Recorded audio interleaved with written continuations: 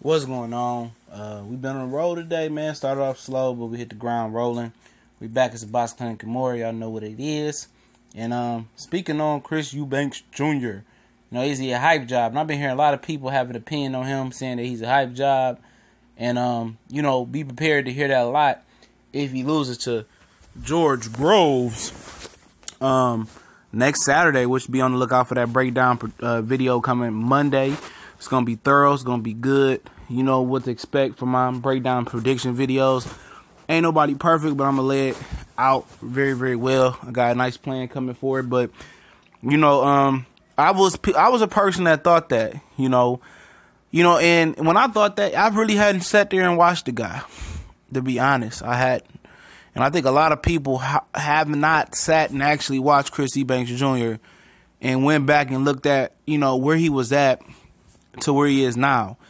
And, watching his last fights with Arthur Abraham and Eubanks, I could tell you that he's improved a lot. He's improved a lot. And like I said, most people that call him a hype job really haven't followed him. And it's funny, they will call him a hype job, but didn't call Chavez Jr. one. And this is a dude that really takes boxing serious and really works hard and doesn't take it as a joke. He takes it as a career. And for that, I definitely respect him for it. The improvements that I've seen in him is as far as he was a wild, crazy man. I know at one point he turned down a shot versus Danny Jacobs to be the regular, for the regular WBA championship belt, which don't mean nothing. And I guess, he wasn't ready to come over to America to face Danny Jacobs, which, in my opinion, turned out to be a smart, career plan for him, career move. And not facing Triple G, that turned out to be a smart career move for him as well. If he can win this tournament, it can get Triple G, after the Canelo Alvarez, whatever they do, because Triple G has expressed interest on moving up to face the World Box Super Series tournament in the UK, which if he beats Canelo Alvarez, we would like to see him unify and become undisputed, but it'll be probably more money facing that winner, especially if it's Eubanks Jr. But, first thing that I noticed with him, when I first actually sat down and watched him, and I understand how Billy Joe Saunders beat him and why, is because Billy Joe Saunders is a guy that sit back and he loves to counter punch, and he'll walk you into. He's a smart boxer, and Eubanks Jr. was a wild mongoose. He had all this ability, all this speed, all this good power, all this athletic ability, but he had no way to harness it. He was just wild. He was just a ball of energy, just and that type of guy. Billy Joe Saunders is going to beat them 10 out of 10 times, every time, 100% of the time. But what I've seen with the Abraham fight is when I really started noticing it, is the fact that he's starting like he's like a young puppy. Let me use that analogy. A young puppy got energy in the mud. When they get to a good adult age, they kind of chill out. You know what I'm saying? They use their energy in spurts. And that's what you're seeing with him. He's starting to pick his he's starting to pick his explosive spots. When he wants to explode, he's starting to harness his combinations. He's starting to do things that Amir Khan did. Because Amir Khan, he wasn't the ball of energy as far as the full athletic package as Eubanks Jr., but he was a guy with his combination punches that just like a machine gun.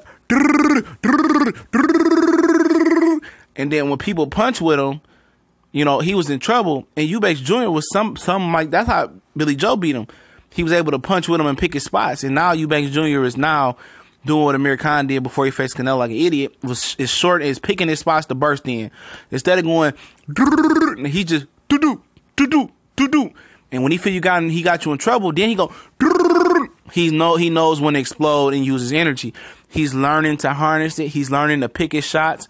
He's learning to shoot the 1-2, the end of 3, and keep his opponent off balance. He's learning to harness his athletic ability, and he's becoming a better fighter for that. And to me, even if he was to lose to George Groves, he's not a hype job to me. And you heard Jesse Hart call him a gimmick. And Jesse Hart shouldn't be calling anybody a gimmick after he got whooped on by Gilberto Ramirez after talking all that crap for years about how he beat Golovkin and how he do that. And I got a lot of respect for Jesse Hart, but he ain't no position to judge anybody in the sport of boxing right now. But even if Eubanks Jr. does lose to George Groves, I still wouldn't consider him a hype job. I would consider him successful still in the sport of boxing. A guy who started boxing very, very late and was able to make it to this level. People don't understand how rare it is. You know, Sergio Martinez, Adonis Stevenson, to name a few. Guys that started very late in boxing. Gabriel Rosado was another one. He had a successful career. Maybe by not y'all standards, but he did.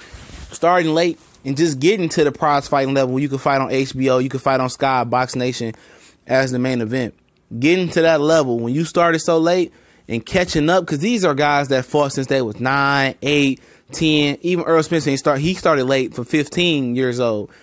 Guys that started late, even if Eubanks Jr. was to lose, you know, I still would consider him a successful story, because that's hard to do, to start boxing late and achieve this success and get to this platform and this pinnacle. So I don't consider him a hype job. Most people, I think, consider him a hype job at one point when I did.